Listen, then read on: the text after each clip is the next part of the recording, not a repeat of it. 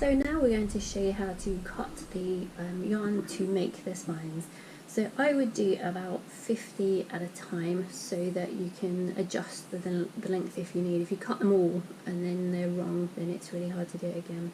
So take the yarn between your thumb and your forefinger and wrap it around. And we're going to do 50, so we only need 25 because we're going to cut them in half. So it's 1, 2, 3, 4, 5, 6, 7, 8, 9, 10, 11, 12, 13, 14, 15, 16, 17, 18, 19, 20, 1, 2, 3, 4, 25. Now let's cut that. So that is the distance that I have found works. So if you do that distance, if you have teeny weeny hands and you find that your yarn is a little bit short, then just adjust it for the next one. So that's why I said start with 10 and then maybe work up to doing 50 once you're happy. So don't worry if when you cut it in half you end up with some short bits and some long bits. The hedgehog will look better if he's a little bit uneven. So the next thing is thread a needle. I did that already because it takes a little while and I mess it up sometimes. And just thread it so you have just a tiny bit over the top and a long loop. Now this is the bit where I need to show you where to attach it. So as you can see, I started already and I've attached about 50 here. So just one batch that I'm doing.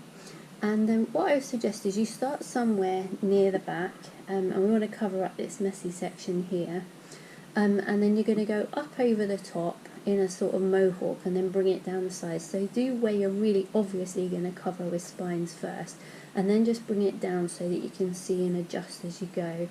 When you get to the front you might want to do like an extra bit over the top, but do the kind of obvious bits first and then finish off, like add the detail at the end. And what you want to do is start in a chunk and then add to it, because if you do them sporadically it's really hard to add in extra bits. So do them as a lump and then sort of grow it out.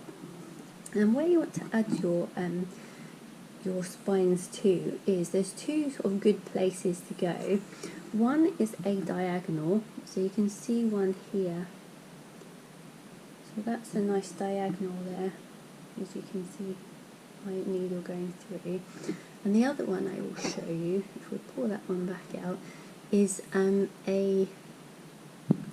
between the two rows. So if you go in there, you can see that's gone quite deeply between the two rows.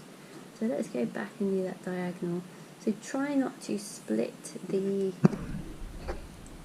yarn when you do it. So just go over a complete piece of yarn there, like that.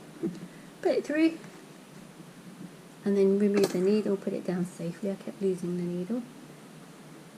And then pull it so that the two bits are even, a bit equal in length. And then do one knot and a second knot. And make sure it's nice and firm, because kids love toys and they love to pull them apart, so make sure it's not going to come out. So that's that. And then when you attach your next one, perhaps you'll go under that one there to do that one. So it will be a between the rows stitch to do the next one, but make sure you pull all of the fur out of the way to do it, because when you knot it up it's really hard to knot when you've got the hair in the way. And just keep coming up over the top.